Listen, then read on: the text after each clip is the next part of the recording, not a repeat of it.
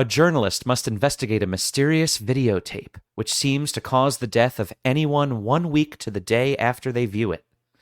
Today, we're diving into one of the most terrifying and viral videos of all time and breaking down the meaning of a tragic, complex, and spine-tingling story. This is Gore Verbinski's mind-numbingly chilling modern classic from 2002, The Ring.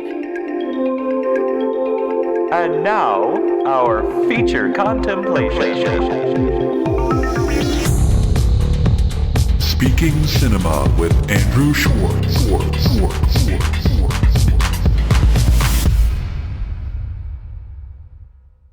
Welcome to the Speaking Cinema podcast. I'm your host, Andrew Schwartz, and welcome back, folks, to our Halloween series of 2024.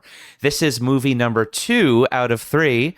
We have an amazing veteran, dare I say, guest on the show. He's the OG, and I'm going to reintroduce him in a second, but we've got one amazing, iconic, and really seminal at this point movie. I mean, modern history is just not the same without this movie existing, and it's The Ring. And we have such a fun guest back once again to break everything down with us. And he's so much fun to talk to. He's so knowledgeable, and he just kicks ass on this podcast all the time. And I'm so happy to reintroduce him to you guys. He is producer, cinematographer, filmmaker extraordinaire, director, Jon Bewley. Jon, thanks for coming back on the podcast and doing yet another, that's an ode to Smile, the first episode that we recorded, another scary, creepy movie with us. How you doing?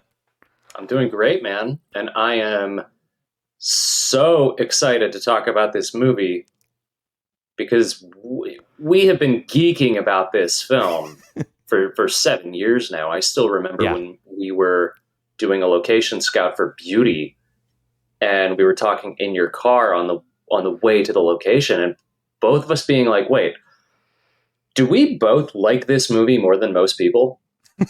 And then talking about it until, 2, 3 in the morning?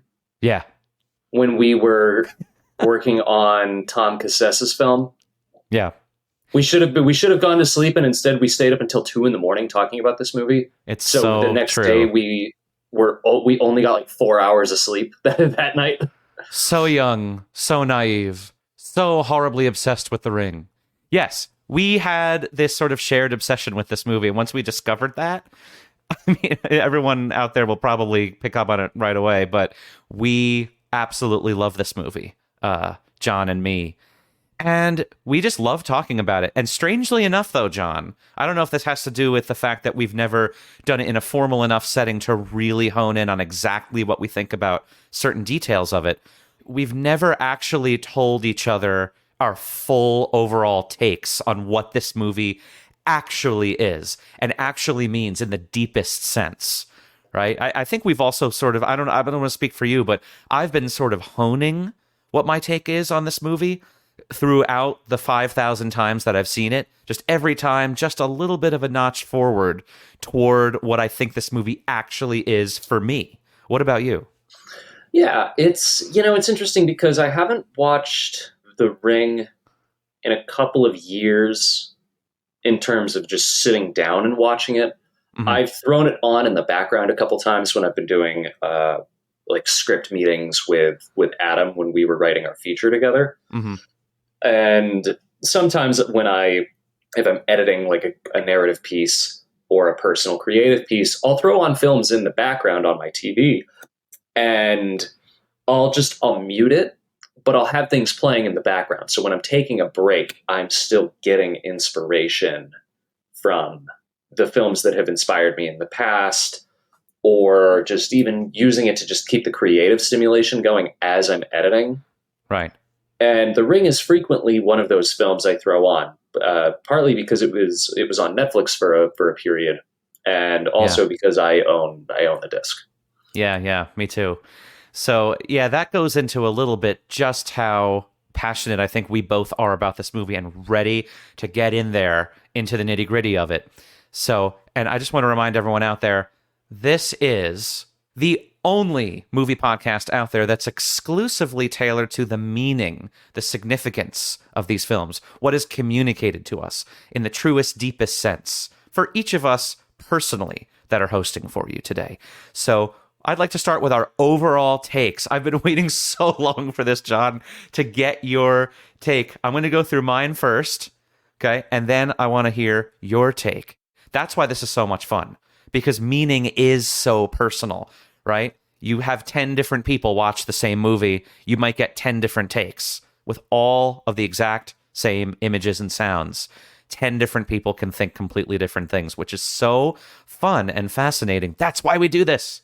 So, here, Jon, is my take on The Ring. So I think The Ring is a horror movie about horror movies. This is why I'm so excited to do this on Halloween. It's about the horror movies that we create in our own minds.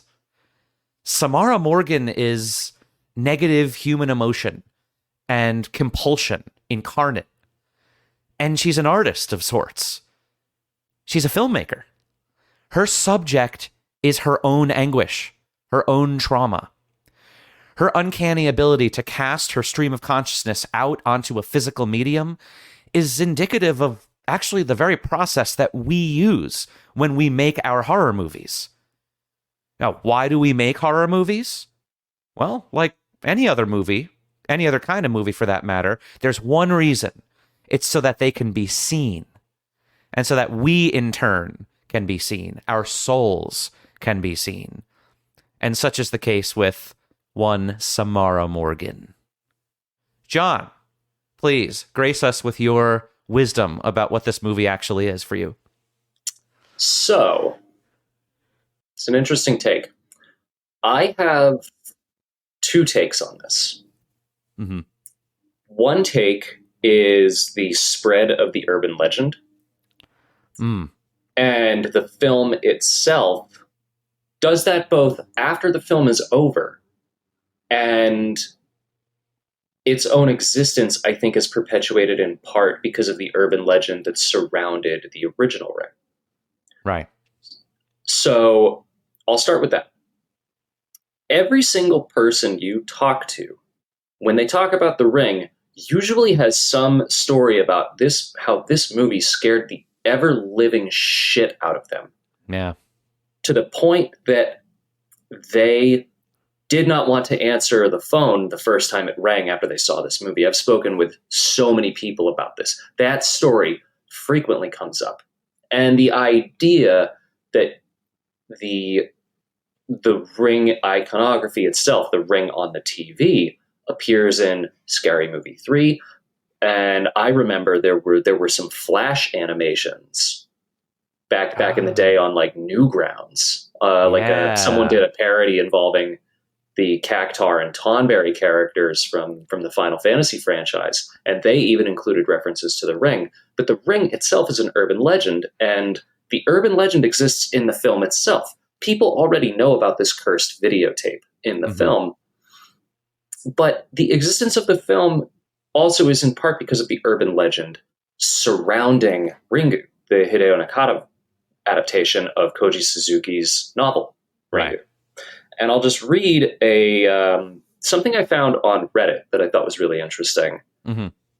Because you and I were both a bit too young to be on message boards in the late 90s, early 2000s, but message boards were very popular.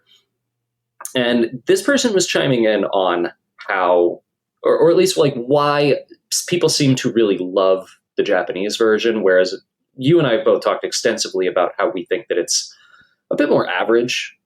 Yeah. Ringu. At best. Yeah.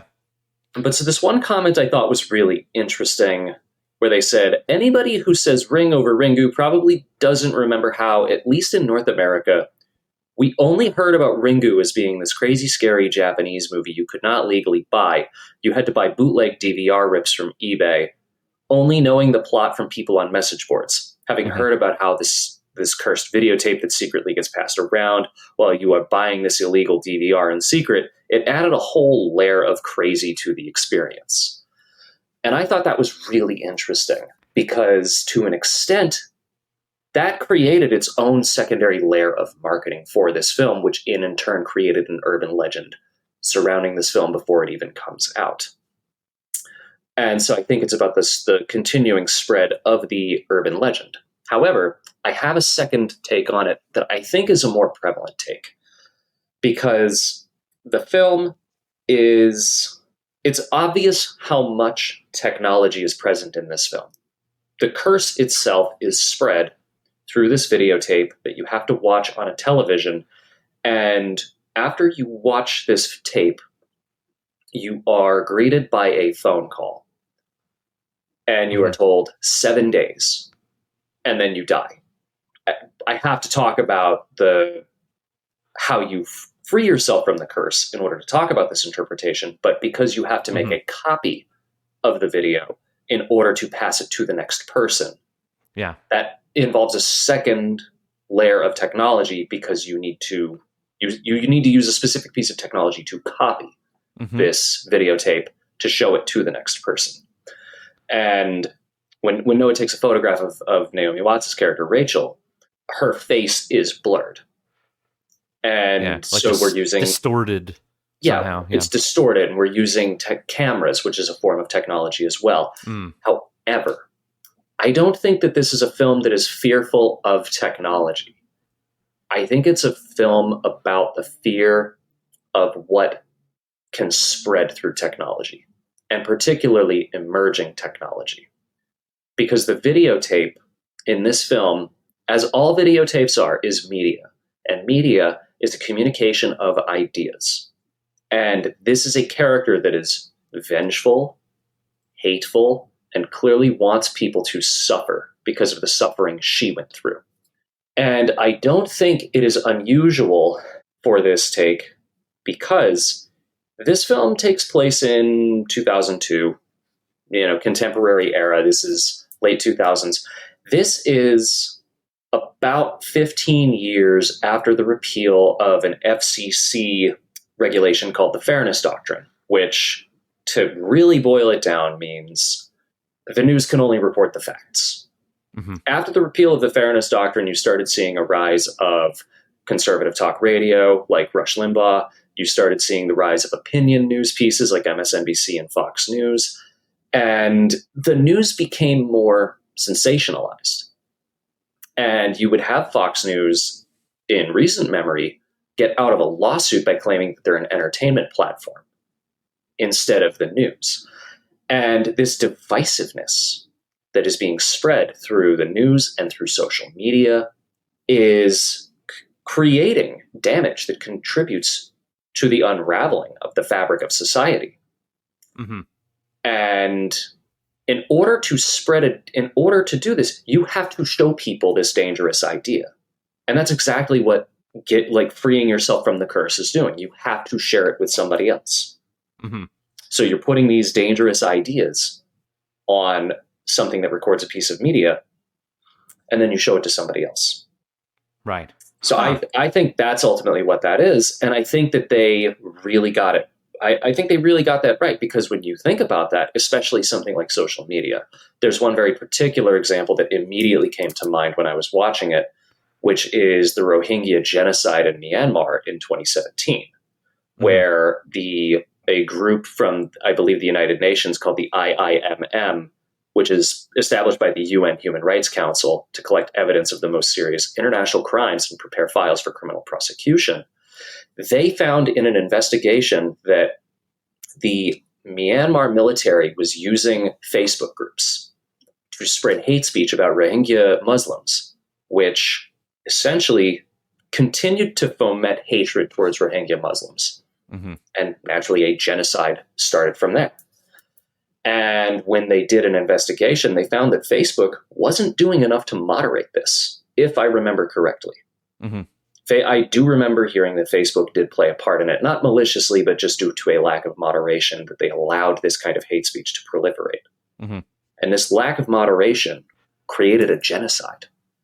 And I think that is what this comes back to, is what kind of hatred and what kind of dangerous thinking can be spread through emerging technologies that we have to share with each other in order to communicate these ideas.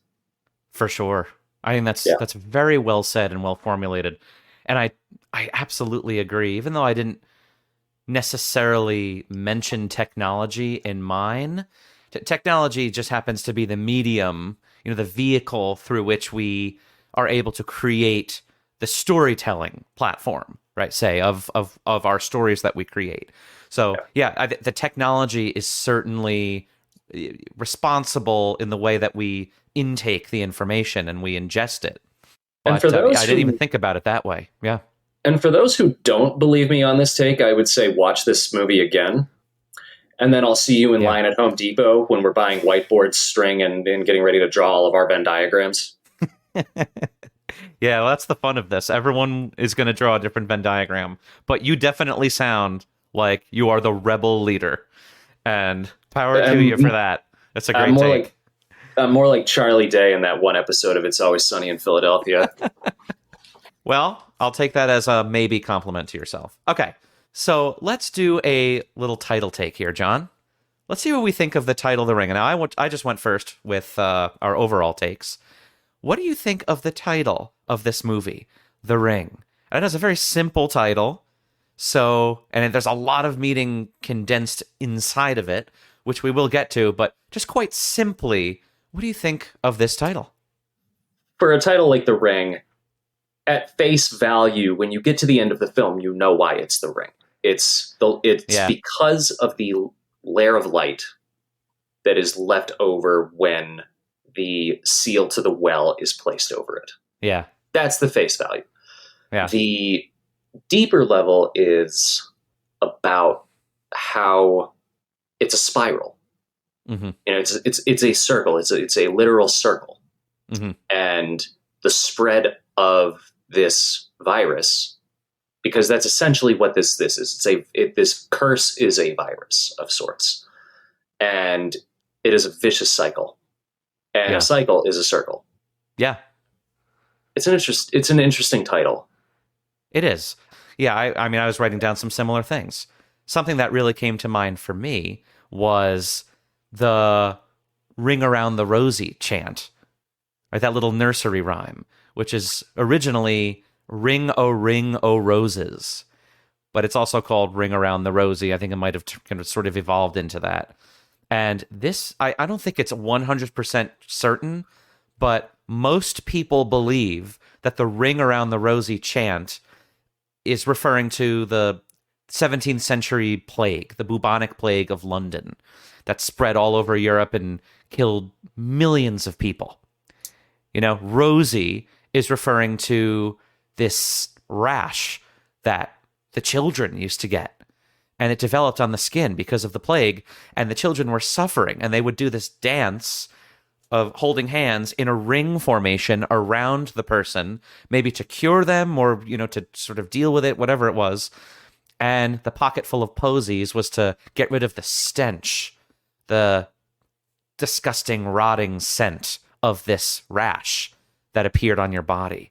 So there's something about that chant, John, and actually there is a scene where this amazing flashback scene when Rachel's in the well, where we actually hear Samara, if you remember, singing a sort of nursery rhyme kind of song.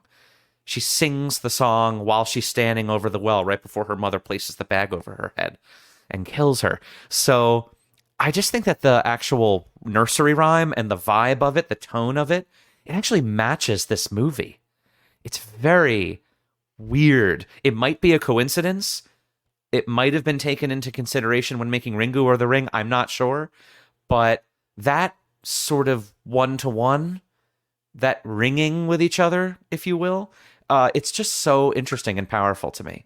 And then the other thing is, I was thinking also about the circular nature of, I just think the mission and the presence of Samara, like you said, she always comes around. She always comes back. She never sleeps. It's always going to be perpetuating itself. So just the shape of the ring, its circular nature seems to just kind of, be a a dead ringer representation. I'm just full of these today of Samara and her plight. And yeah, the ellipsis, for example. The ellipsis symbol is 3 rings, 3 circles, right? 3 dots. And an infinity symbol is kind of like 2 rings right next to each other, right? Or 1 ring you can think of folded over onto itself to create this sort of like racetrack kind of formation, like an 8, a donut kind of thing. You know, just even the phrase circle back, circular logic. You know, it always comes back to the same place. When we see this shape, it just nails in that idea. And it's the first thing that you think of, I think of at least, with the ring. It's the theatrical poster. And just seeing that image that's become so iconic, I just, somehow I get that. I get that just by remembering that image in my head. And that's a hell of a thing for a movie to be able to do. It's amazing that it's been able to do that with just a distinctive type of shape, a type of color, a type of, you know, watercolory kind of visual to it. And the sound, of course. I think as a brief aside, there's also something really interesting about the difference between the title of the American version and the Japanese version and what it conveys. Mm-hmm. Because the Japanese title of The Ring is Ringu, which is just the Japanese pronunciation for the word ring. Mm-hmm. So literally, the title for the Japanese film is just Ring. Mm-hmm.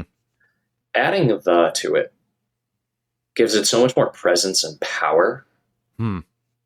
And I always find those things fascinating.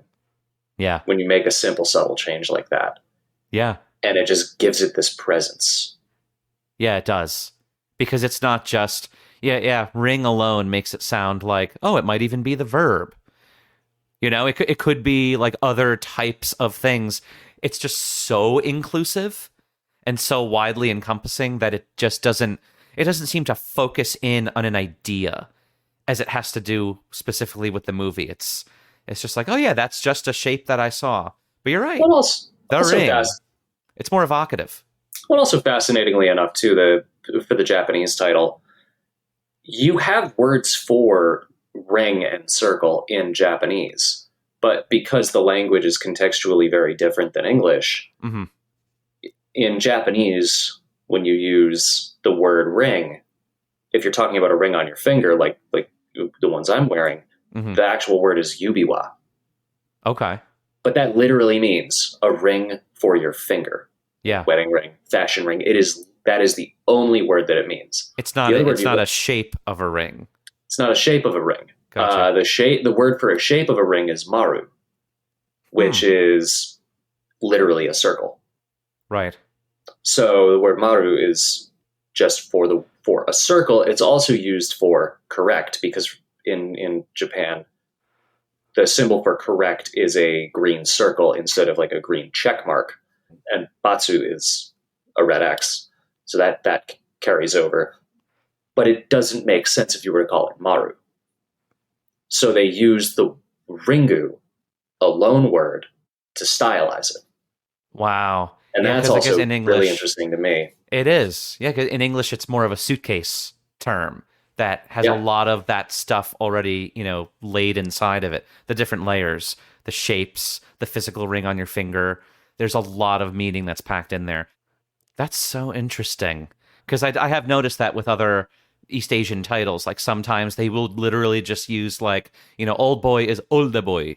It's just almost like the cognate version of, or the transliteration of the language of the English word for it. And it's always interesting to me how that translation is handled.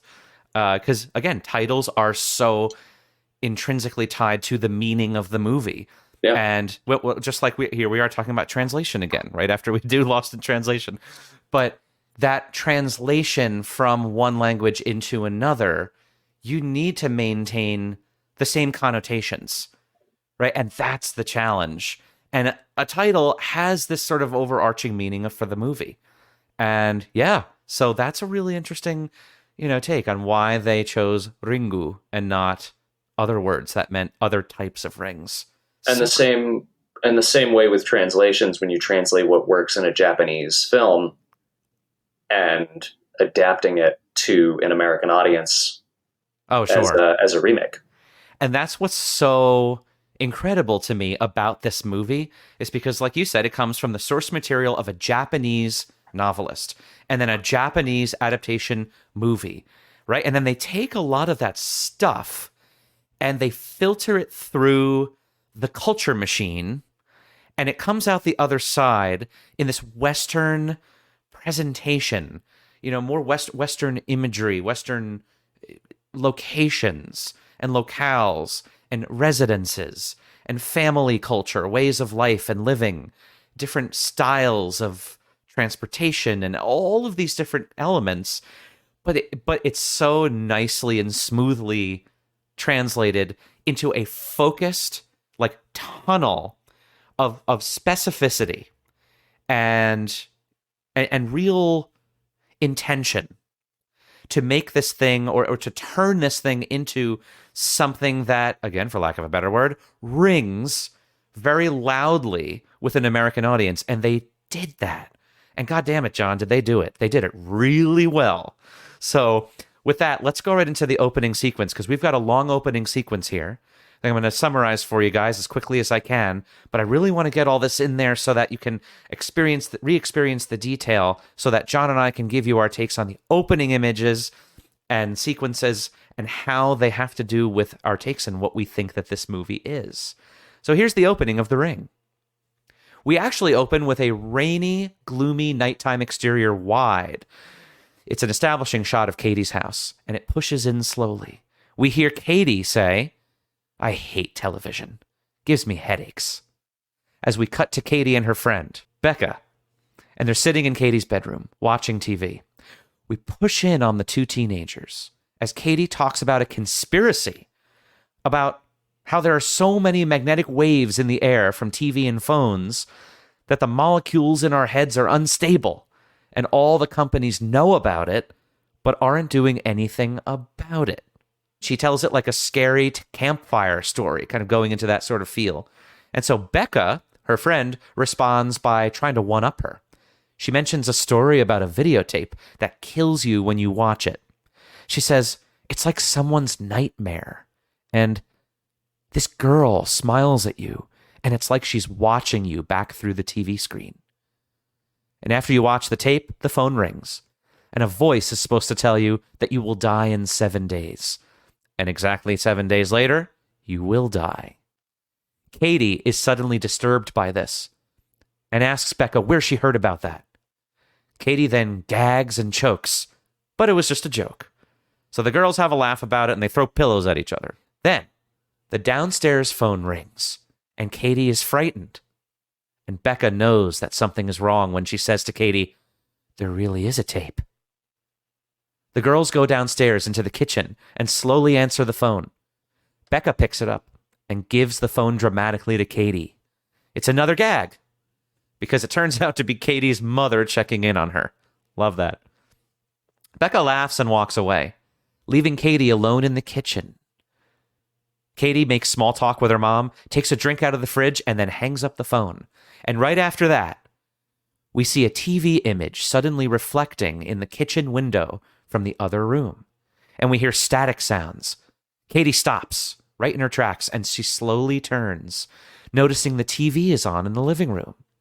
It's white noise. Katie blames Becca and grabs the remote, and she turns off the TV.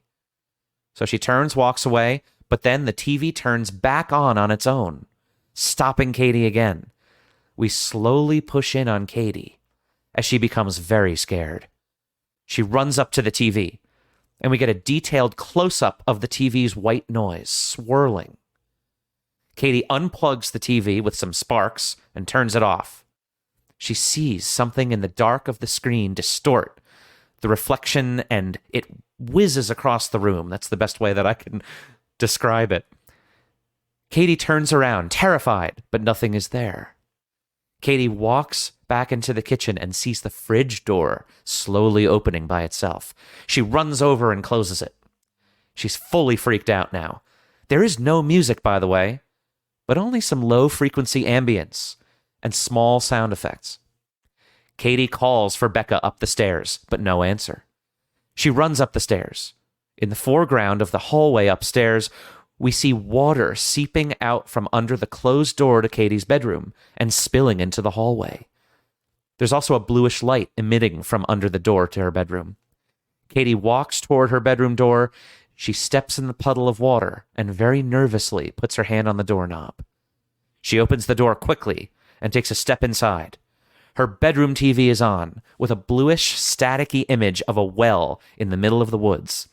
The camera pulls away from the TV very quickly, and with a high-pitched electronic whining sound, then we smash and move in toward Katie's terrified face, and we crash cut to a very sped-up montage of staticky, unclear images for about a second, and then an extreme close-up of TV white noise with a loud, static sound.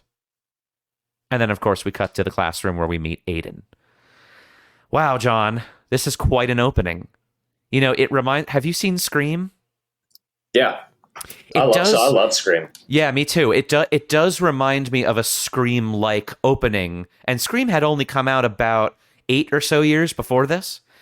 And when was Scream? I think it was 94. I think. That doesn't feel right. 96. Okay. All right, you got me. So, even. So about six years. Right, it's only 6 years. Okay, so it kind of does remind me of that a little bit, but I'd like to get your thoughts on this opening sequence. And I saw your eyes kind of pop out of your skull when I was mentioning that early stuff about the two girls talking about, or Katie talking about the conspiracy with the technology, because that is definitely in the wheelhouse of your take, and hats off to you about that. But tell us how. What does this opening image, which I really consider the opening image as an establishing shot, right? But the real opening image to me is the camera pushing in on the two teenage girls. Yeah, I always have a love-hate relationship when people open up with a shot that is an establishing shot, mm-hmm. in the sense of a TV show establishing shot. When your first shot is a house, when your first shot is a location that people are in, it is one of the few things about this film where I think, not my favorite, because it is such a TV thing, which is mm-hmm. why I agree with you that the true first shot is really the shot of the two girls. Yeah, because it's far more interesting. I would almost argue that the most interesting establishing shot would have been a shot of the TV. Yeah, but I didn't make the movie. I was 9 years old.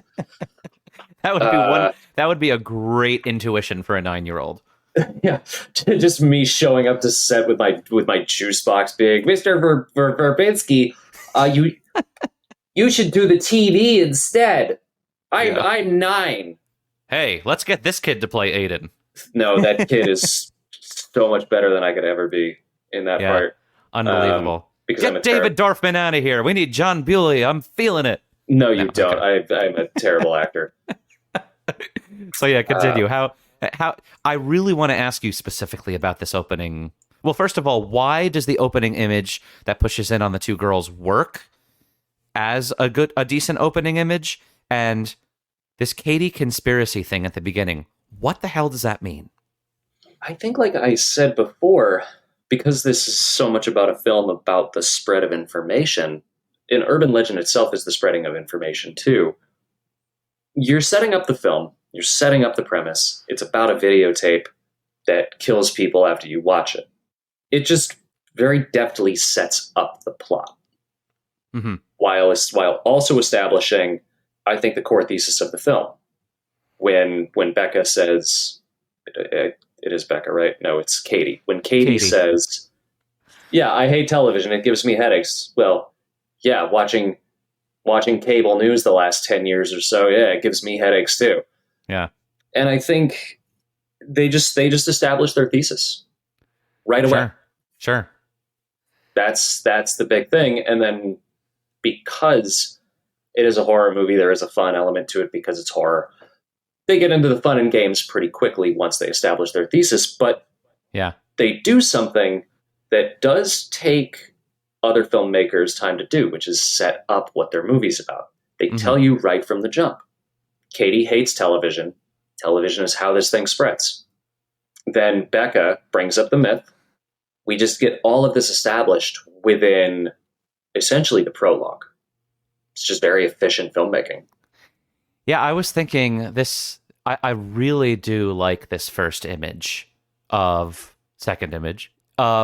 this push in, because it feels to me like when Verbinski puts us into the perspective of the camera pushing in on them, and this is what I'm going to slightly disagree with you about, that opening image perhaps being the TV. I'm not so sure I like that as much, because what I love about this is, first of all, we already know that they're watching television because there's a line of dialogue. Katie says, "I hate television." But when we are the camera, it's as if we are Samara,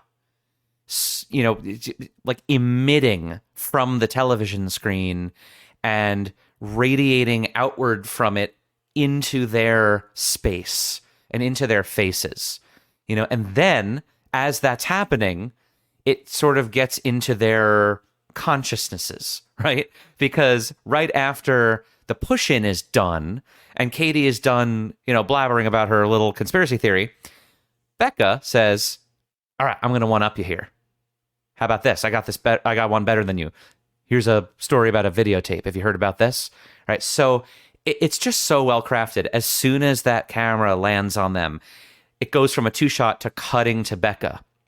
It's like the influence, the effervescent magic from this television as a medium in general, but we found out more specifically what's going on, is hitting them slowly and carefully. And then it dawns on Becca at that moment, right as the camera's static, to mention it. And then, of course, she kind of triggers Katie into the fear, which she tries to make fake, but then it's not. And you have this sort of very innocent, teenager-y pillow fighting kind of discussion between them. But it's so sinister, right, John? Like when you watch this the second time, or the 1500th time, you realize that I think what they're saying about the mechanics of how this stuff works, you watch the thing, and then it watches you back. Like what Becca says in this opening. It's like this girl's watching back at you, Katie. It's really scary, right? She knows you. She gets in your head, and then she tells you have 7 days to live, right? So it's actually doing that, using the audience as the ghost. So I love that. I think that it's such a cool opening image. And yeah, like I was saying, it's so sinister that second time. Like it's just such, teenagery kind of campfire talk. But then you understand from the beginning of the movie on a rewatch that, oh, these are innocent young lives that are going to be smashed to pieces and taken from them because of the mechanics of what's happening here, right? And that just keeps on growing and growing into being more evil later on, which is so exciting to me. So I think he's giving you a lot here. It seems like it's just sort of, run-of-the-mill sort of condensed filmmaking, but I think it's a lot more. And then I just love that masterful opening sequence. Then he starts going into, then he shows the TV. Like I like the TV having its moment be its first real close, DeMille close-up being once it goes staticky in the kitchen with Katie alone. I love that being the TV's like first real solo moment. They do show the TV for like a second when they're watching it in the bedroom, and it's like just a random like show on, and then they turn it off and then it cuts because it kind of has to show that there really is a TV there. But the TV's first moment with presence and as a thing, an entity in the movie that's more than just what the objective thing is, comes at that moment. So it's like he starts with the dialogue and then he goes in further and further into the details of the mechanics of how the creepy thing in the movie works, right? Something coming from the TV. She gets scared. She goes up.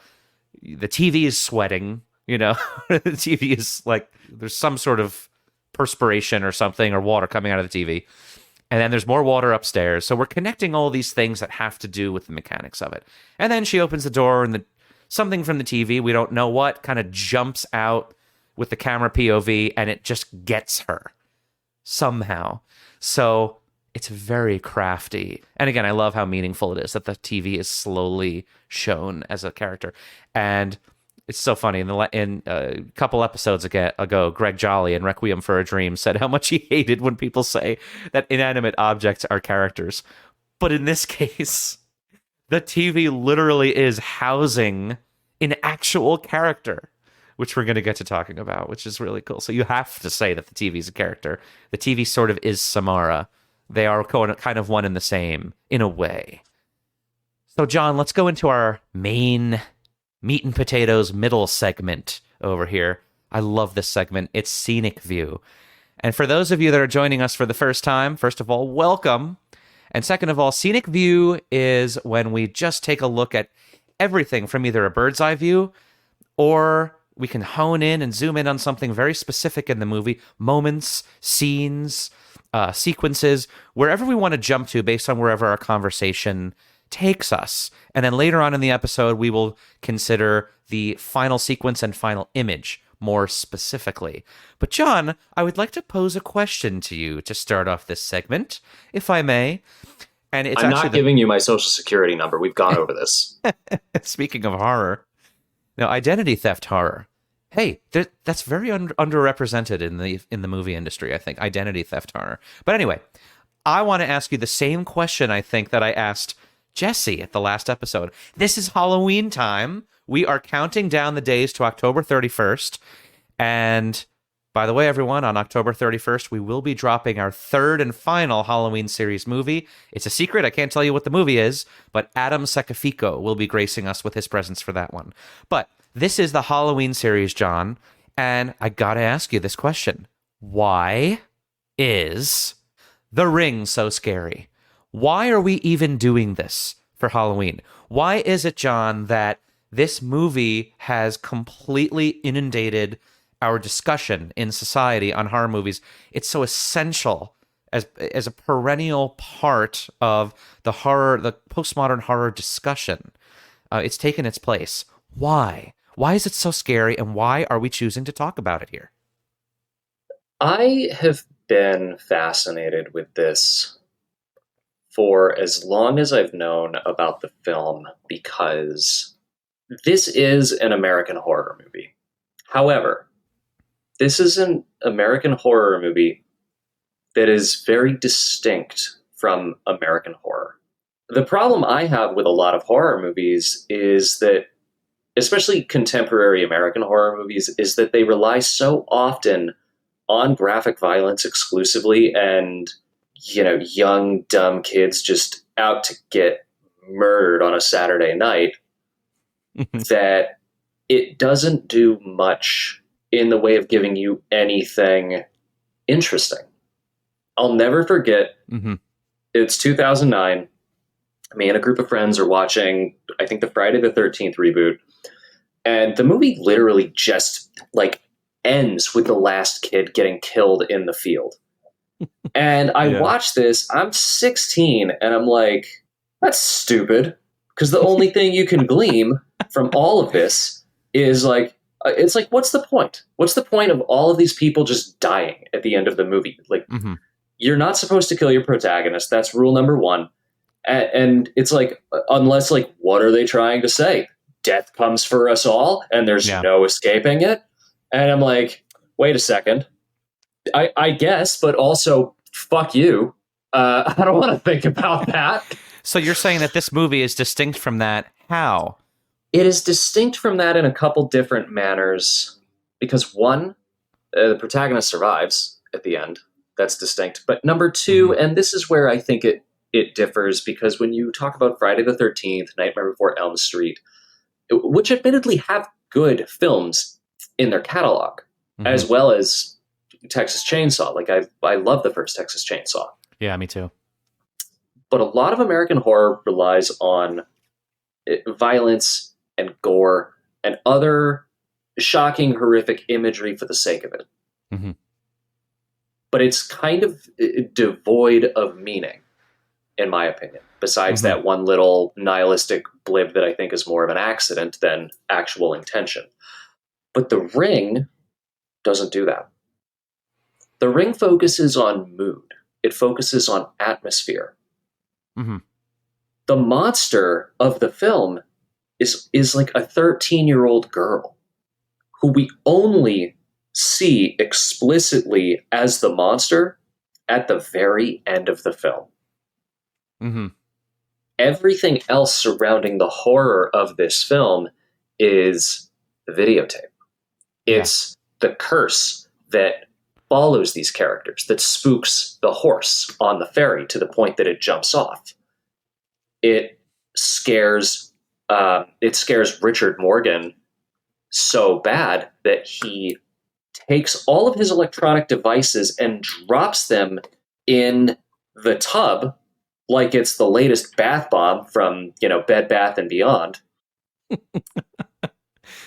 Everything about this particular monster terrifies people just based on the idea, just based on its presence without having to actually be there. And the payoff to that is when we do finally see her at the end of the film, when there is the twist, it makes it that much scarier. Because when she comes for you, like they say, the last thing you see before you die is the ring. Mm-hmm. And on a deeper level, and there's a careful way to talk about this, but on a deeper level, I think what makes the ring so scary in particular, and it's why other films like this, while not very good by comparison, to put it kindly, with the other East Asian remakes that happened at that time, they're all remakes of East Asian horror movies. Yeah. And The Ring in particular, their monster, Samara Morgan, is based off of the imagery of Sadako. And Sadako is based off of something called a yurei, which is essentially the Japanese word for ghost. Right. And while it's just a ghost in Japan, it's still a ghost based on the aesthetics of what a ghost is in Japanese folklore. Which is? Inform us about that. The long black hair.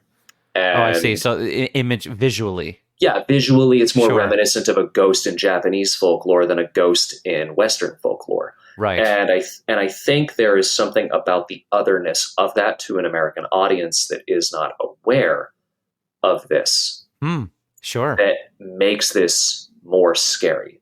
Because that's interesting in and of itself. We're not used to seeing that. Now, yeah. I want to make sure that I say this carefully. Like, I don't think that it is scary in a racist sort of way. I don't think that it is a place from ignorance. I think that it is it is a fear drawn on aesthetics of a different culture. And that scares a lot of people because they are not used to seeing that. Yes, I don't think it can be really easily read as racist, even because the characters are not East Asian characters. Yeah, like you said, they're distilling out the cultural imagery, the icons of that sort of East Asian idea of the ghost, and they're injecting it into a completely otherwise like super Americana story. Yeah. Right. It doesn't get more American than what we're talking about here, So no, I appreciate you being careful about that. But I think for viewers out there, I think that they would totally agree with you. And this is why I love to have you on for films that even just tangent East Asian culture here, because that's something that I really don't know as much about. But I will say that you just jump-started my memory of the Kaidan, which are these sort of Japanese, they're more medieval sort of samurai period Japanese stories, folk stories, ghost stories, but it's so different and more meaningful, I believe, than some. I have a book of Kaidan, and I think, remember, you and I even worked on writing some Kaidan together in the modern, that take place in the modern age. That was an interesting project, me and John, but these types of stories, there's even a film called Kaidan, I think Criterion released it, from the 60s, and you can check that out, the little snippets of these stories, but they're a little different than your typical sort of Western. They're more meaningful. I think when the character dies, there's something horrible and tragic and very emotional that happens. And I think that that's definitely borrowed, in a sense, in a lot of ghost stories that do work in the culture in the West. But I think that really originated. I'm not a historian, but that whole idea of the emotional capture that happens when the person died, and then they come back for a very specific reason. They were wronged. They were defiled. They need some kind of vengeance, but not even necessarily in a bloody, gratuitous way. It's more of a moral way, an ethical way, because they've been wronged in some sort of deep sense. And I always thought that was very interesting. Now, The Ring, because we're talking about this ghost, and I love what you said about how scary it was because of the idea. I totally agree with that. It's the idea of Samara, and I think it takes that sort of archetype that you're describing from the East Asian culture and the imagery and so on, but I think it really builds on it, doesn't it? It has extra layers. I think it's a quite sophisticated idea that's happening here, right? You have a character that is a ghost literally inside the machine, and it somehow finds a way to transmit its thoughts, its innermost, internal, reflexive, emotional content into physical content on a screen. And because of that, it causes this virus, and because of the virus, society is in trouble, right? I mean, the whole idea that you're describing that's so scary, I completely agree. That's why it's so scary. It's not just the imagery, it's the idea, but it's actually hard to describe the idea, right? It's not a very Western movie also in the sense that you can describe, a ghost story. The actual movie, A Ghost Story from 1980, I think it was. That's a movie that's a classic, and it's about this girl, and she came back and haunted all these guys when they were older. It's like, we know exactly why she was haunting them. We know exactly what they did wrong. All of the elements are in play to give you this sort of nicely tied bow at the end. And, that was a fun, scary movie. That was giving me what I know I want, what I expect at this point, right? All of those kind of ends are sewed up nicely. This movie, John, creates a sort of Frankenstein idea of different types of ghosts, and not just the ghost itself, but again, the mechanics that it uses in order to accomplish its insidious goal. And it stitches together different ideas from different cultures, I think.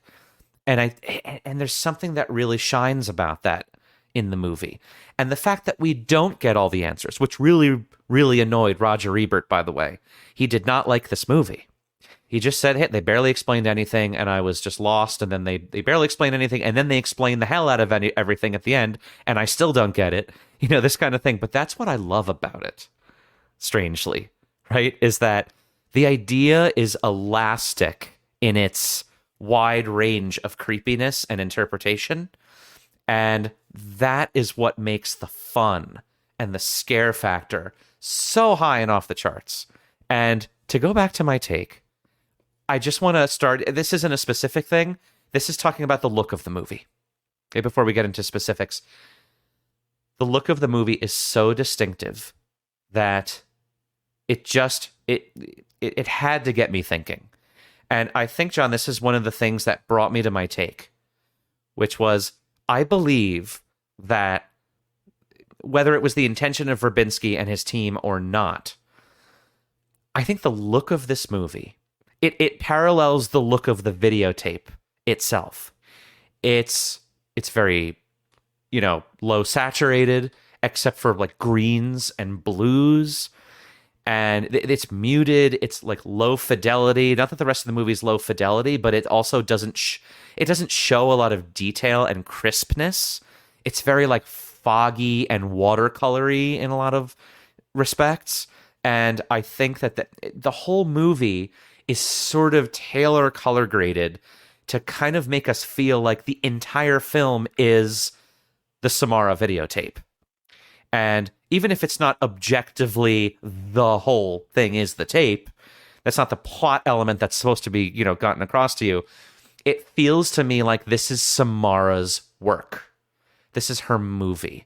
This is her horror movie that she's crafting for us. And because of that, I found it so interesting you said we barely see her, because I think so too. We literally barely see her. But she is omnipresent and omnipotent in a way in this entire story through the color grade. Because she has her own distinctive look. She has this kind of surrealistic Dali Buñuel sort of, the tape almost looks like Un Chien Andalou. That short, that Buñuel's first movie, 1929, I think it was, that Buñuel and Dali teamed up to make. It has this surrealistic imagery popping up out of nowhere. Context is sort of de-threaded and then sewn back together afterward. It's hard to tell associations from one shot to another. It's very figurative. She has this style. She has this look that is her. And that's why it's so cool that the internal is coming out externally. And I think that this movie gives you that idea throughout the entirety of the film, John. What do you think about that? Of that choice of the color grade? It's Samara everywhere and nowhere at the same time. The color grade justifies this. I think the color grade in particular, I will be honest, I think it's more a product of its time working out as a happy accident than the fullest intention, because that color grade was extremely popular for that era at the time. Mm-hmm. Now, again, I do think that they had an intention with the color grade, because not every film from that period looks like that. Right. But it's not the only film that has that deep kind of bluish green look to it. That look is very prevalent in The Matrix. I think it's also pretty prevalent in The Grudge as well. It's been a long time since I've seen The Grudge, though. Yeah, so but it is a prevalent color grade, but I think it works to the film's advantage, like you were laying out. Right, but here's the thing. That's a really good observation, but I have to push back against it because it's so funny, because I was going to mention The Matrix. Green, this movie just like vomits green onto you, right? And we all know in the film community, green is a really ballsy color to use when you're grading and tinting. It just feels puce and vomity. It's not a pretty color to color, shadows and so on with. It's very unnatural. It's very disruptive, I think, to the eye. It's very earthly until it's out of place. Yes, it could be earthly. Yeah, I think it depends on the shade. It also depends on whether you're putting it in shadows, mids, highlights, whatever, and you can shape it that way. But this thing, like you said, it vomits green everywhere. Yeah. Now, ordinarily, I would say there are very few other movies, if any, that I've seen that have used that kind of a tint effectively for the narrative. I think that this is one of them, and I don't think I can really think of many others except for The Matrix, which you already mentioned. But here's the thing. The Matrix establishes its world and its story as being literally representative of a matrix of greenish, grayish, or green and white, digits. Like that is the actual makeup of the world, because the world is a digital code, right? And that just happens to be the artistic representation of that coding is the green. So the green being the tint of the actual world of the Matrix in the movie makes perfect narrative sense. And it's just really cool. It somehow makes it really cool, right? And then here, I would argue for, what I said, this movie does the exact same thing, except instead of the movie being couched inside a world that's very specific, like the Matrix, this sort of artificial digital world, it's couched inside the expressive artistic palette of the interior of a villain character. It's filtered through her perspective. It's the Samara perspective. And I can even defend it a couple other ways. I just think that at first I thought that this was maybe even a flaw of the movie, which Roger Ebert certainly also did as well. But the relationships of the characters in this movie they're very like troubled or stunted, or they're almost like vapid and emotionally non-existent. You realize that? Even like a mother and son relationship. And we're not even going to compare to Ringu because that's like a different podcast, We're just kind of talking about the Ring here. But because it's kind of even less, there in the Ring between the mother and in Ringu between the mother and the son. But Rachel and Aiden, she definitely cares about Aiden, and Aiden definitely loves her, but he doesn't even call her by her name. He calls her Rachel. And I'm sorry, he doesn't even call her mom. That's pretty much a staple for children. But that doesn't happen here, and that's a choice. He almost acts like her husband, kind of taking care of her. And it's not a maternal and son relationship in that kind of a way. He's very mature for his age. He's very stern. He's very stoic. And it just lacks emotion and depth.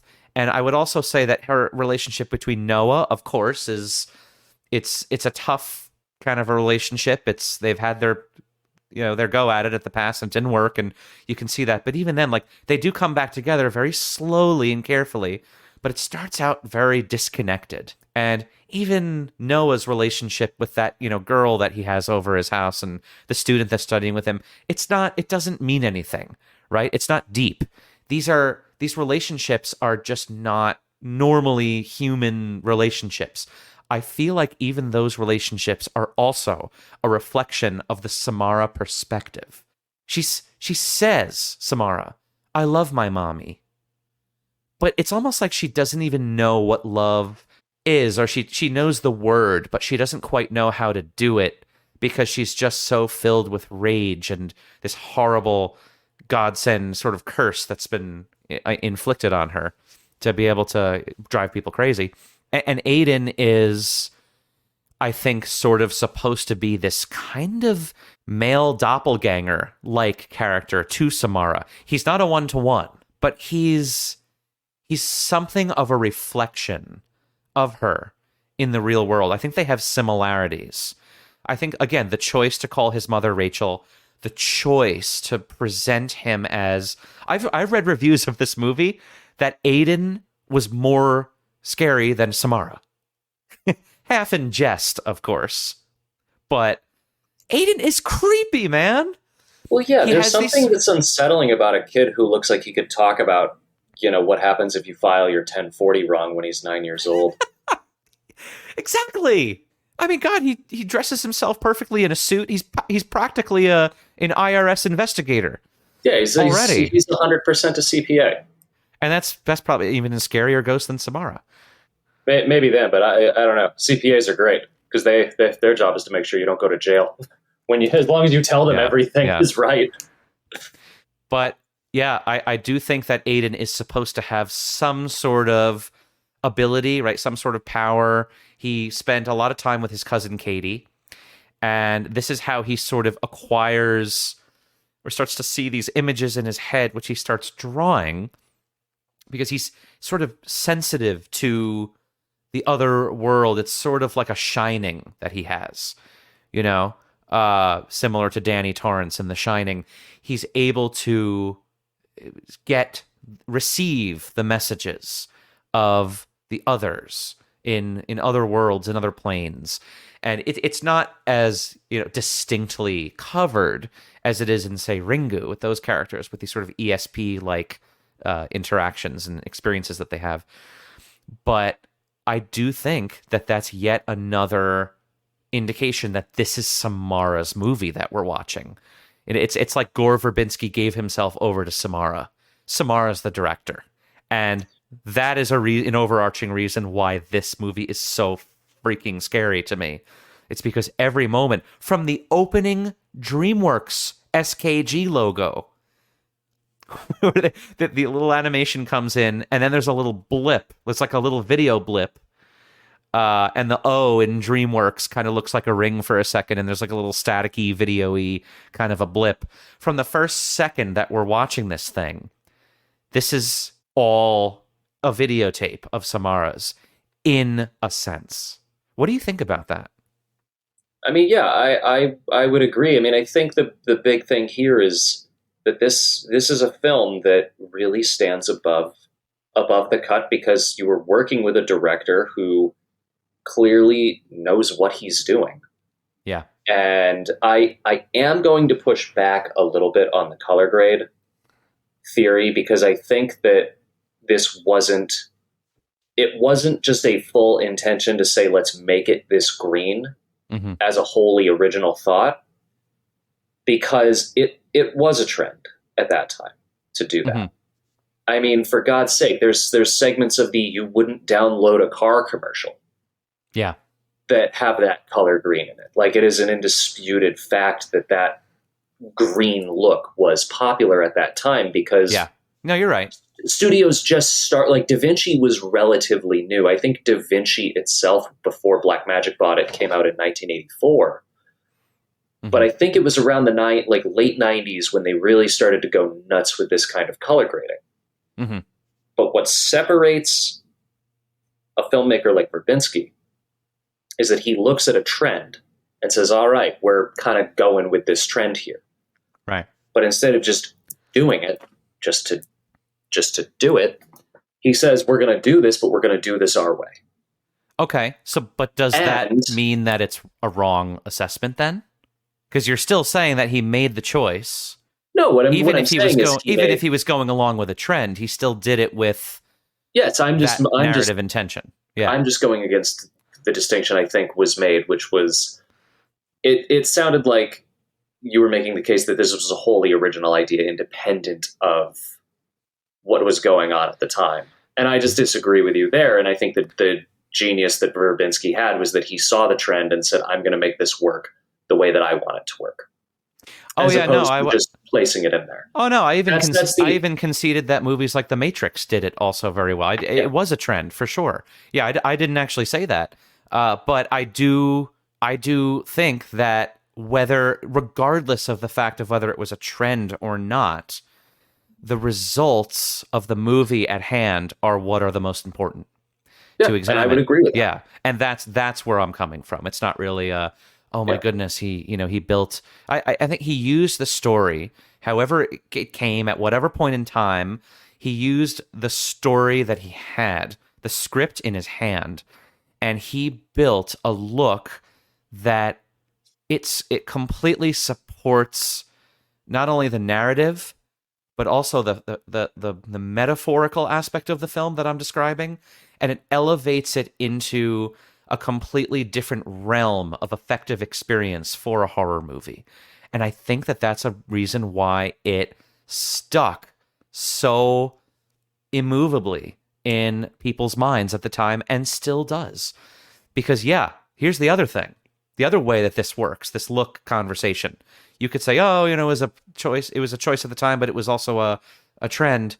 Here's the other way you can look at it. I look at movies from the thousands, and sometimes I see exactly what you're describing, and I say, eye roll, right? Early thousands aesthetic. I'm a little sick of it, or I'm just not in the mood for it, or it just doesn't work, or like, hey, that just feels so 20 years ago, or whatever it is. But do you really feel that when watching The Ring? Honestly. No. Okay. I don't either. I acknowledge that it is... In some ways, I do mentally acknowledge that it feels like a film from the early 2000s because of its color grade, but I don't think it dates itself that particular way in the same way that a lot of films in the 70s dated themselves because they were using zoom lenses before they became of a decent quality. Yeah. Whereas I think Taxi Driver probably used zoom lenses, but if not Taxi Driver, then like the other good films from the 70s that stand above the crop that were also shooting on zoom lenses. Right. Yeah. So exactly. So the point is that the aesthetics were used in a way that really made it timeless. Even amid a whole sort of movement at the time that was doing something similar, even amid a whole plethora of other movies that were doing the same thing, but for the trend, as Well, and opposed talking about as opposed to using this trend in a form of motivation as well, because yeah, this film takes place in Seattle, and in yeah, Seattle it is known to rain a lot, yeah, very cloudy, and very rainy. Hmm. and I think that's a choice that works based on the location as well. Yeah, I the choice I don't think would have worked in the same capacity if they had filmed in New York City like they had originally planned, but then yeah, pivoted because of 9/11, which is the yes, reason why they didn't film in New York then, because they were filming in right. 2001. So interesting, and that. I think that worked out better for them. Yeah, I think so too, because it lends itself, and to go back to why this film is so scary, I think in Yeah, part because at that time a lot of big studio productions were really filming in two places. They were filming in New York or they were filming in Los Angeles. hmm, Seattle is a completely different city. Now you do get the occasional film, like you were starting to see more films taking place in Massachusetts, particularly in Boston at the time. hmm, But a place like Seattle, I'm sure there's other films that were done there, but I can't name any off the top of my head that come to mind the same way that the Ring yeah, was. yeah, Like the Ring is distinctly filmed in a place that is not Los Angeles, because it doesn't really rain in Los Angeles, yeah, and it doesn't take place in New York because the few times you see the trains yes, in Seattle or in the Ring, they are very clearly not the MTA iconographic New York sure, City transit trains. right, So there is something different about this place, right, which also I think gives us an additional layer of unease, because we as the audience are in a place that we generally are not familiar with either. yes, We can almost place it, but not quite. yeah, and then it's just that, but tenfold more for the Rachel character once she reaches Moesco Island. That Yeah. feeling of unfamiliarity and where am I and trying to get my bearings and understand this world. And yeah, the rain is so important for the story. The water, for obvious reasons, but Because she's in a well. she's well, but the movie does seem so waterlogged, you know? And I just don't think that those moments where, like when Katie steps in the puddle of water outside of her bedroom door, or when Rachel sees the little drip of water coming out of the phone and one in a phenomenal fantasy sequence, dream sequence, all those moments don't really, they don't really cohere together the same way if you don't have a Seattle type environment where there's just always water. You know, I just imagine Aiden holding the umbrella, looking up at his dad, and his dad looking back down at him through not just cloudiness, not just the tint of the coloring of the movie, but through the force field of the rain obscuring their faces. You know, and there's so much facial obscurity in the movie as well. It really acts as a screen between the characters, disconnecting them. And again, it's all Samara. But anyway, so I want you to tell us, John, take us to the scene that you think is either the scariest to you or just a scene that just plain scared the hell out of you for some reason, and tell us why and what it means. You know, this might not be the answer we're looking for necessarily, because I've seen this film so many times, but maybe I could speak more to one of Or the let's reasons say what film. used, yeah, when you were younger, say what used to scare you a lot, like that you remember feeling that panicky feeling, and what do you realize about the meaning of it now, looking back? What scared me the most about this film at the time is the ending. Mm-hmm. And I think the ending resonated with me in particular because it does, in a way, defy the hero's journey. It does defy the expectation of conventional storytelling, because they go down the well, they free Samara, and she's free of the curse. Mm-hmm. And it's not until only afterwards when she's in bed with Aiden and she tells him that they freed her, and he freaks out and says, "You weren't supposed to do that." Right. She never sleeps. And then we go to Noah's loft, and he's going about his day, and then the TV turns on. Mm-hmm. And you realize this isn't going to end. And then she comes out of the TV, and we see that for the first time. And that, to me, is so scary. At least it was scary to me the first time I saw it, because we hadn't seen that before, unless you had seen the original. I can't name any other film where the character thinks they succeed, but they didn't. She failed to stop it. She just only spared herself. And then it goes into that twist. What did I do different? Why was I spared and Noah wasn't? And she realizes that she made this copy of the tape. Mm-hmm. And that is what scares me more as an adult now. Mm-hmm. Because she has to continue this. There's no way to make this stop. There is no way. You can only make it stop for you by passing it on to somebody else. Right. And that's what gets me about this film. Now, Yeah. There's other additional moments, like the horse is really a moment that gets me more as I'm older, because it's just so well done. Yeah. And it has this terrifying element of physical harm, because it's just this giant stallion before it topples over the boat, and then we see all of the blood come out from underneath the boat. And it's very reserved. It's one of the few truly violent scenes in the film. Yeah.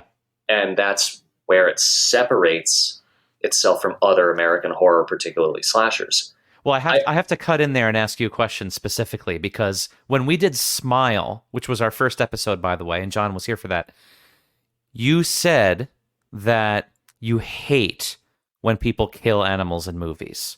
Yes. And that's just kind of a rule of thumb for you.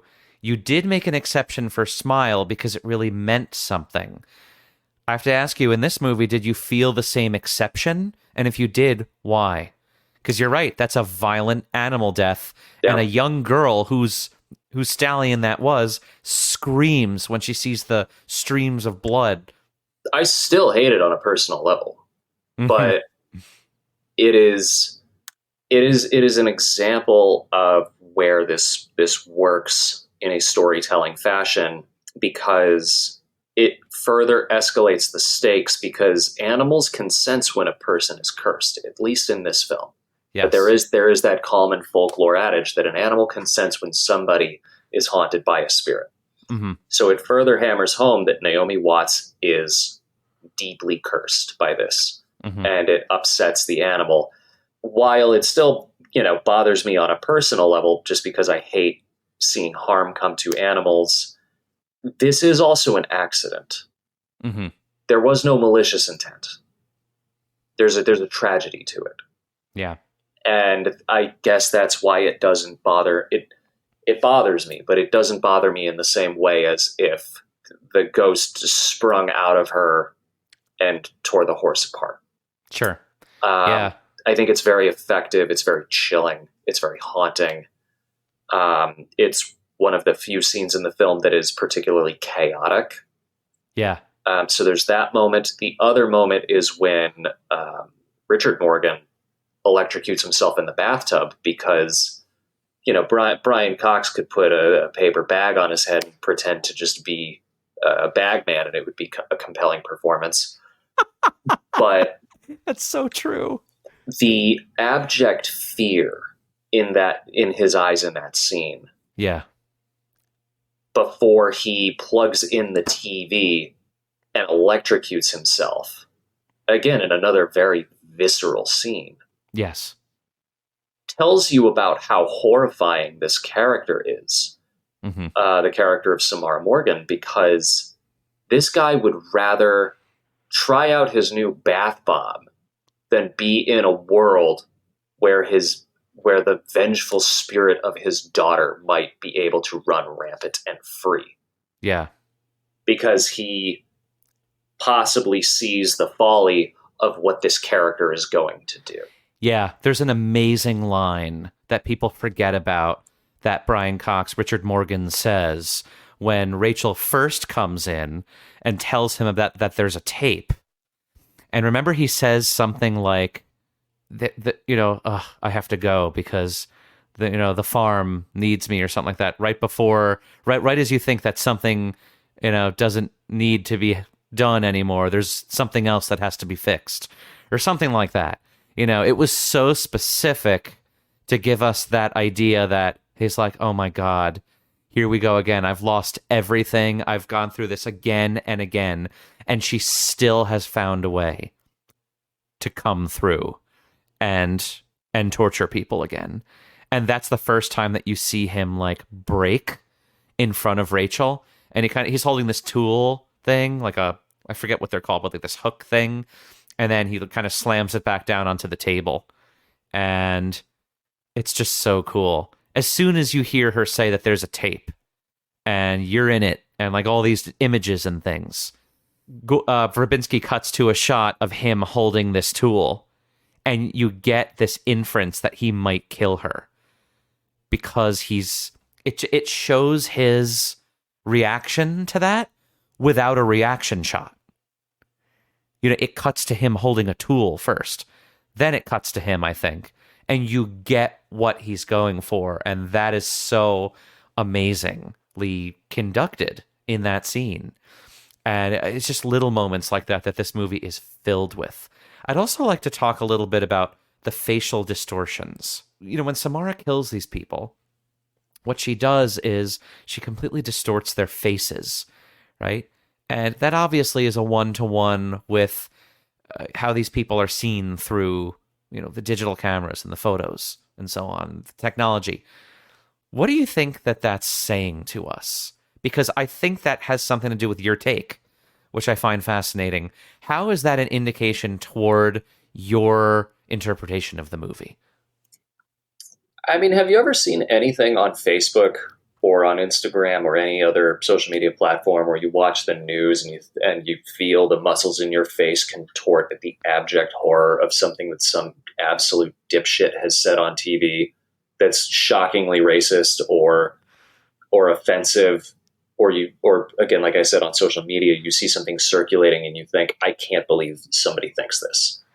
I can't believe somebody would believe in this kind of racist rhetoric, this kind of sexist rhetoric, or this utterly offensive statement towards another human being or ideas of any sort. I can't be the only one that feels my face contort when I read something that generally upsets me or bothers me that I see online, or even just a video itself of a certain action.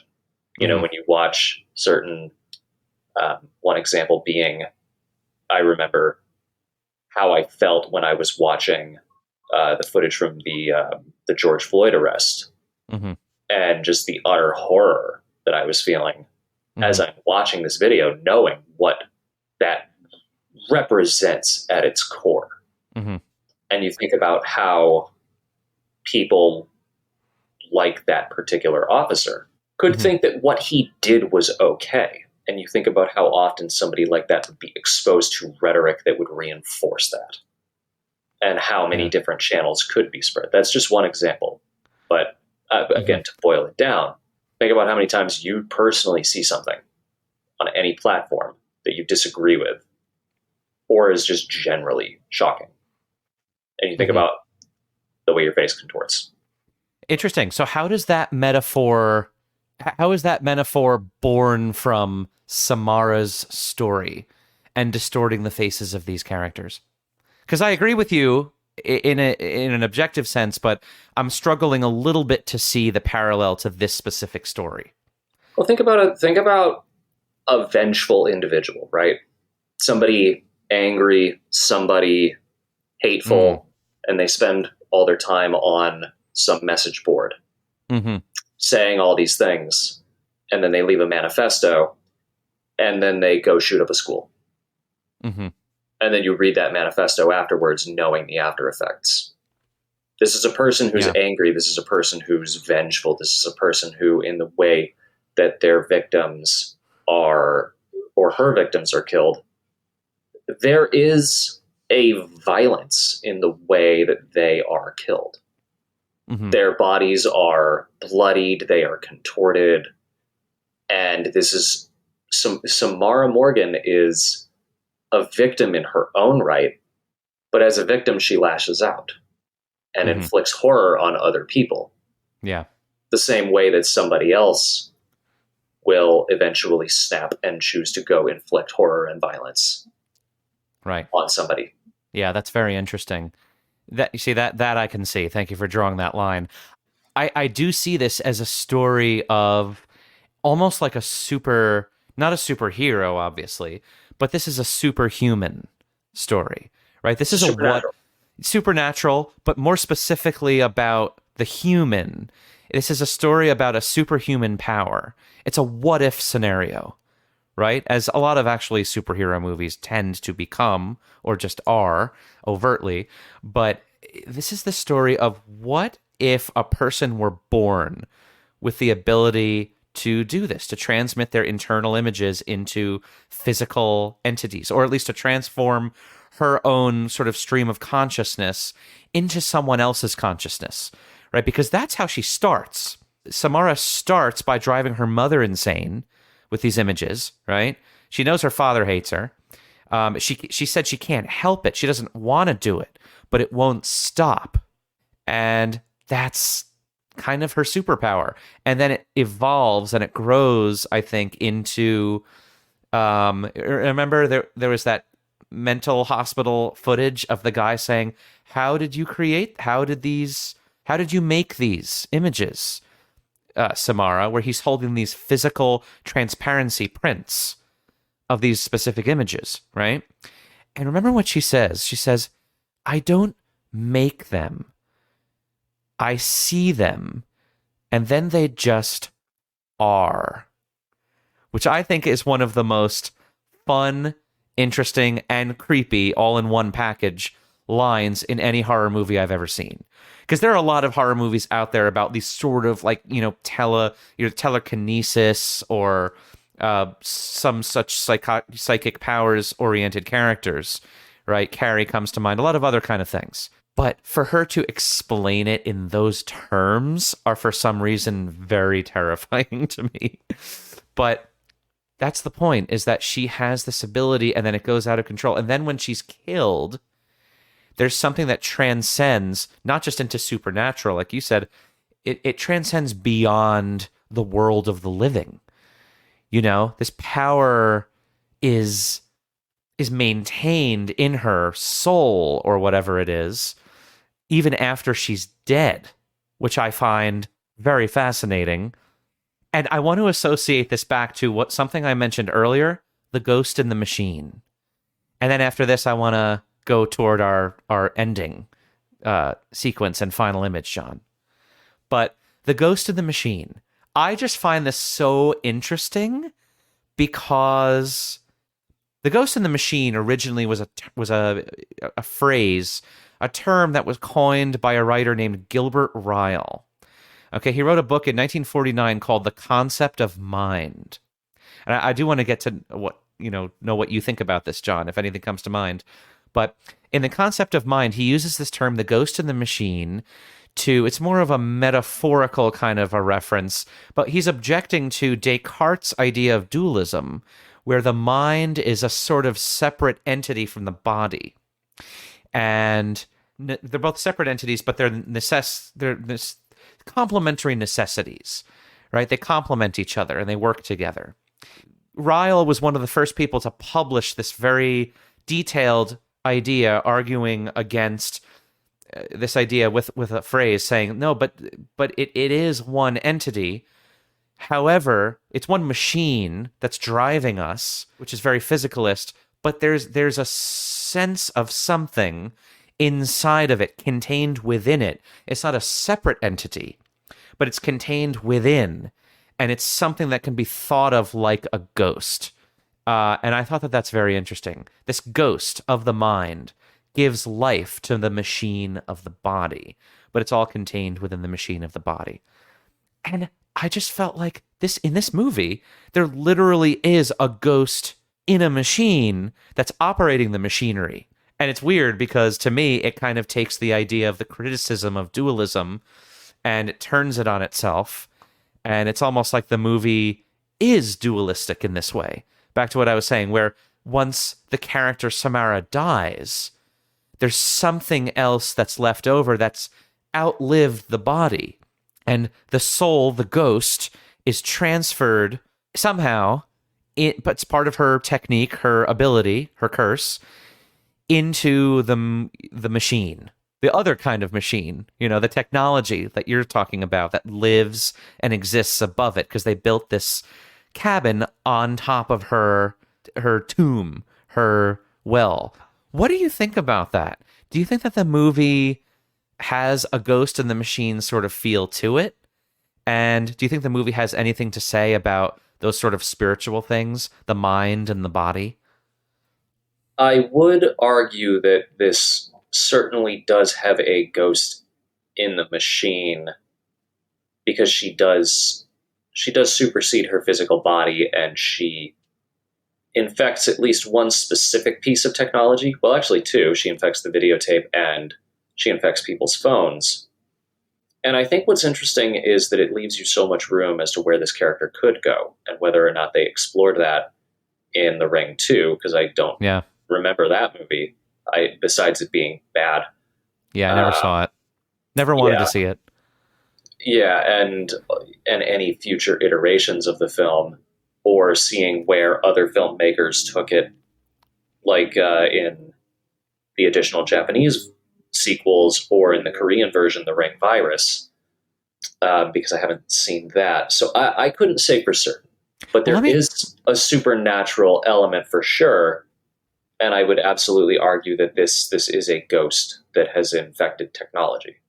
It makes me think of this other question of, do you think that the story or the meaning of this somehow changes if the mode of technology, if the machine that she inhabits changes? Like if Samara was doing this not with an audio video, a video cassette, videotape, but what if she did like an audio cassette tape? Or what if she did it in a more modern sense with a video camera or a cell phone, and she started to mass produce her images on social media? Do you think that changes your take? And would it change the significance of the movie? If it's not about making a copy and sharing it with somebody else, then I think you do change the very core of the film, because you're supposed to share this with somebody. Yeah. The curse is not the object. The curse is what's on the object. Mm-hmm. I think that this would work if it was an audio cassette tape. I think this would work if it was a DVD. I think this would work if it was a Laserdisc. Good luck making a copy of that. That's like... It would work with your high 8 videotape. Yeah, I mean, if it was a Laserdisc, it's like... yeah, it's got a high-ass mortality rate. I mean, it's like the video cassette is basically like a coronavirus, not the bad one, you nutcases, just any old one. But Laserdisc is like Ebola, because it's like, good luck making a copy of that. Yeah, but just this very principle, if you were to take it in the modern age, like if you have an MP4 video, right? And you realize, shit, I'm going to die in 7 days if I don't show this to somebody. What are you going to do? You're going to upload it onto Dropbox or Vimeo or Frame.io. And I'm just saying that because you can download those files from those platforms. You upload it to a file sharing website. Right. And send the link to somebody. If they click the link to watch it, they're no longer watching your video. They are watching a copy that you made. Yeah. Or if they download it, now they're downloading their own copy. Yeah. So I think the premise still works. As long as the curse is about what is on the piece of media, or the medium rather, I think it works, because you still have to make a copy of this and you still have to show somebody else to be free of the curse. If you're cursing a device like a cell phone or a video camera, something that could capture media, then I don't think it would work in the same way, because it's not about the object, it's about the idea. And there's another connection that I made now that you remind me about that. It's this sadness of that Anna Morgan, the mother, was unable to have a child and a baby, you know? And there's this idea, because you're talking about copying, and that's what Samara is doing. She's making some kind of a copy of her self, of her consciousness. And that is sent outward into the world, and then it exists. It becomes something that people can perceive, right? And that's so interesting, because her mother was unable to do that, because genetically, that's what happens with children, right? When you have a child, you're copying a lot of your own genes into that child, right? And then the child is birthed and becomes something for some period of time, and then maybe that person will create copies of themselves. And so you have these copies of things that are shared, so to speak, copied and shared. And the whole crux of the movie lies on the fact that this woman is unable to copy and share herself, her own genes, her own genetics. And because of that, it forces her to adopt. And she's adopting from a place that she doesn't know where this baby came from. You know, they said that we don't know what happened, where the baby came from, but we just know that a lot of things were better without her, right? So in a way, Samara was able to do what Anna was not able to do. Even after Samara died, she's still able to do it. And I think that there's a latent evil theme that's laced in that, because she was able to do what her mother wasn't. And that's the whole reason that she was even there in the first place. And so I think that there's an irony, and there's a really interesting narrative conundrum, to use a word that Hayden learned. There's a moral, interesting conundrum that's laid out there. And I think that's so fascinating here. So, John, I would like to pivot into the ending of the movie now. I'm going to summarize it for everyone, and then we're going to get your take, John, of what this means, and we're going to hammer our takes home, and then we're going to say goodbye until number 3 of the Halloween series, on Halloween itself. So, the ending sequence as I see it in The Ring. Rachel comes home after finding Noah dead. She yells at Aiden to go to his room. She then has a panic attack, basically. She takes the original videotape and smashes it to pieces on the ground, screaming, "What do you want from me?" She throws the battered tape into the fireplace and lights it, and the tape burns. She cries and says to herself, "Why not me? What did I do that he didn't?" She has a big epiphany and turns around slowly. We see the tape she made marked "copy" on the floor under the couch. She takes it and holds it in front of herself, staring at it. Rachel's voice is heard saying, "She just wanted to be heard," which gives way to a montage of flashbacks. Samara in the mental hospital, sitting in a chair being questioned. She says, "Daddy never wanted me to go away." The father says, "My wife was not supposed to have a child." Anna Morgan whispers, "All I ever wanted was you," as she throws Samara down the well. Aiden says, "Don't you understand, Rachel?" Samara says, "But he doesn't know." Back to Aiden, "She never sleeps." Richard Morgan says, "You take one person's tragedy and force the world to experience it," as we see the horses dead on the shore. Then we see Rachel watching the image of the ring. Rachel's eye exhausting after watching the video. Morgan says, "You spread it like sickness, and you don't want to hurt anyone," someone tells Samara. To which she replies, "But I do. And I'm sorry, but it won't stop." Rachel says to herself, "I made a copy." Rachel then guides Aiden's hand while pushing the tapes into the deck and making a copy. The video plays in front of Aiden and Rachel. Aiden asks, "It's going to keep going, isn't it? She'll never stop." Rachel says, "Don't worry, sweetie. You're going to be okay." Aiden has the last line in the movie. What about the person we show it to? What happens to them? Rachel has an unsure look on her face as she looks back at the TV screen playing the video. We see a full screen version of that last shot in the video as Rachel sees it. We're fully immersed. It is the well in the middle of the woods. We stay on it for a few seconds, then it cuts to white noise and static sound. The static sounds grow louder and louder until a few other frames from the video quickly montage again. One image per frame, about a half a second long. Then it cuts back to black with silence. Then a somber piano theme, and soon an orchestral one, plays over the end credits. Wow, John. Not as extensive as the opening image and sequence, but very busy. And not to mention the score was Hans Zimmer, too, which nobody seems to remember. No one remembers that. Yeah, and even I didn't remember it until I saw that credit again. I was like, OMG, that's unbelievable. And it was so creepily subtle and effective, though. But what do you think of this final sequence, which happens right after that moment you were talking about the TV? She crawls out of the TV and he dies, and Rachel sees him there on the computer chair. And what do you think of this final image? Or images of this little quick montage and the well and, the end of the video, basically. I mean, you want to talk about nihilism. How does that invoke nihilism? It's because this is never going to stop, and you can't opt out of it. Mm-hmm. You have to engage in this. Mm-hmm. If you want to live, you have to curse somebody else.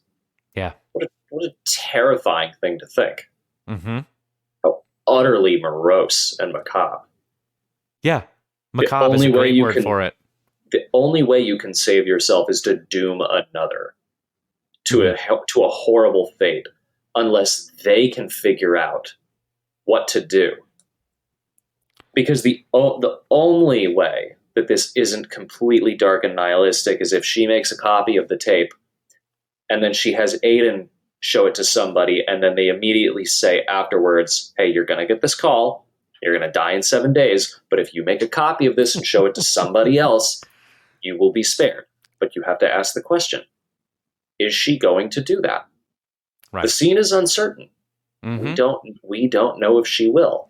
You'd like to think that she would be, because you want to believe in your protagonist.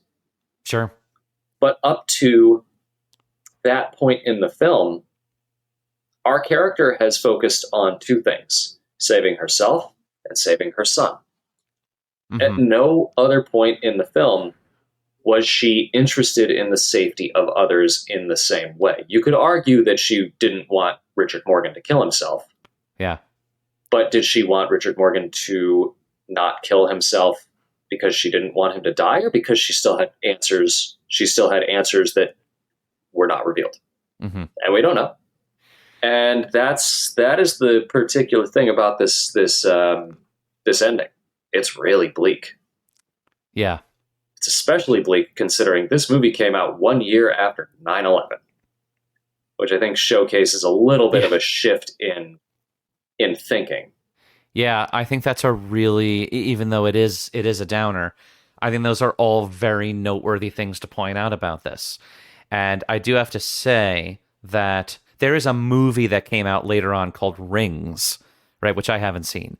But in my very old, because I'm just very old, release that I have of this, it was a Walmart, I believe, double disc, actually literally two keeper cases of DVDs, each containing one disc.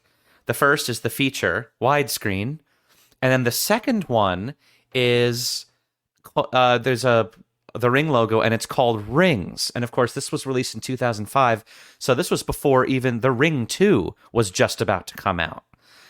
So this was definitely before Rings, which was, I think, the third one. But this Rings is actually a short film that some filmmaker made.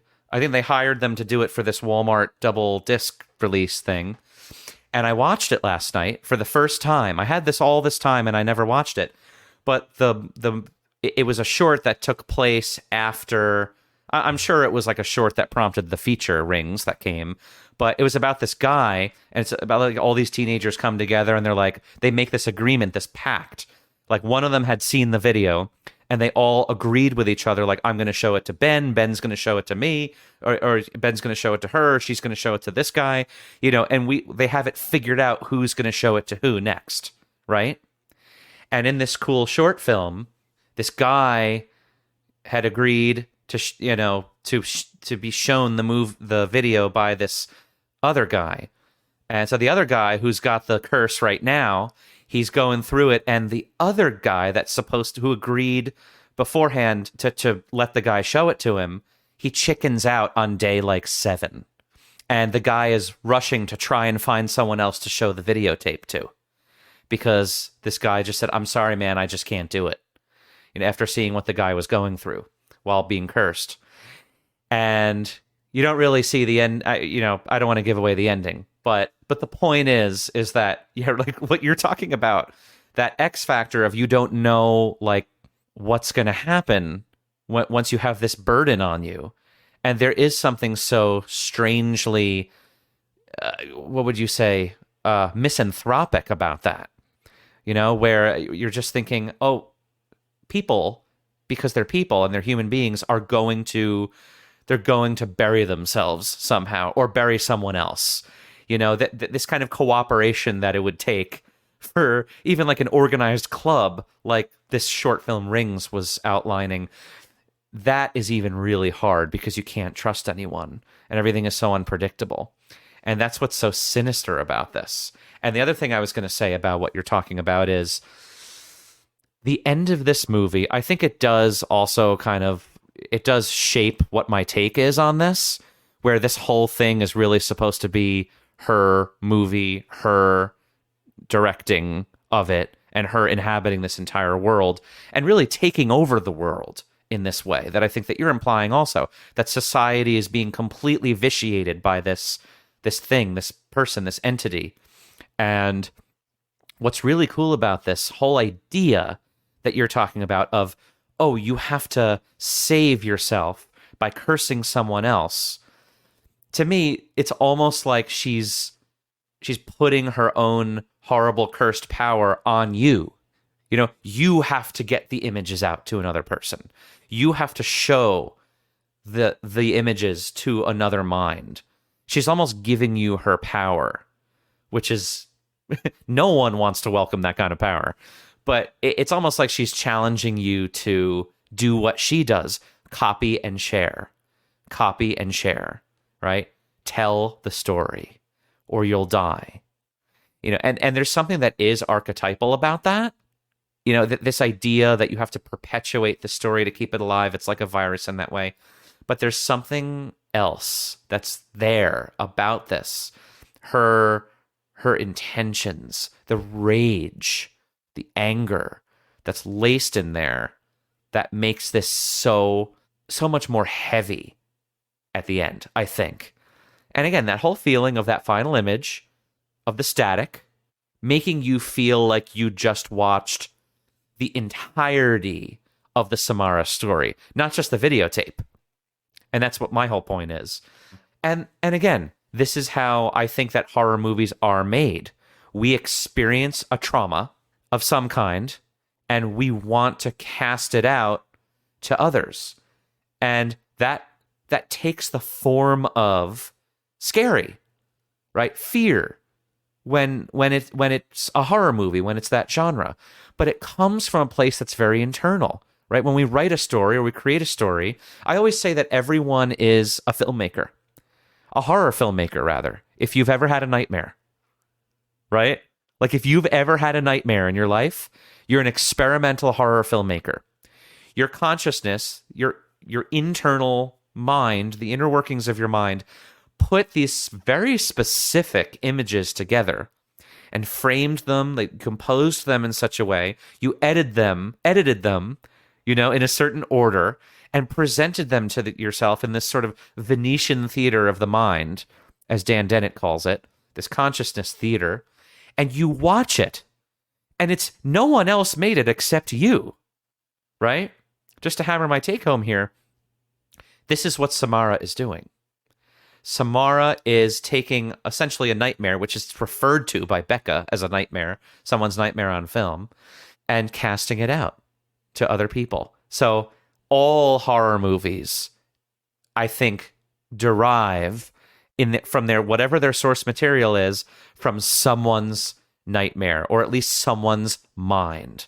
It's created out of thin air, and it becomes, through a process that's very technical and artistic and otherwise, it converts from simply an image in the mind to a physical entity that you can watch over and over again, and you can copy it, you can share it, you can experience it with other people. And that is the essence of The Ring. That is the essence of the fear that's instilled in the viewer in this movie. And that is the all-encompassing power that I think that this movie, The Ring, has on us, on anyone that watches it, and anyone who dares to be shown the movie by someone else. That's the point.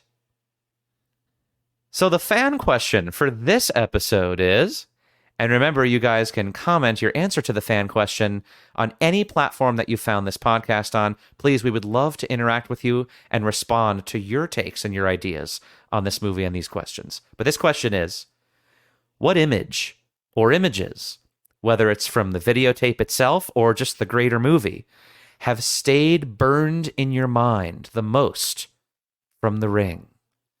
This is, of course, whether you've seen it a long time ago or whether you've seen it a week ago or last night. The film, as we talked about, has so much of its own iconography that it's created for us.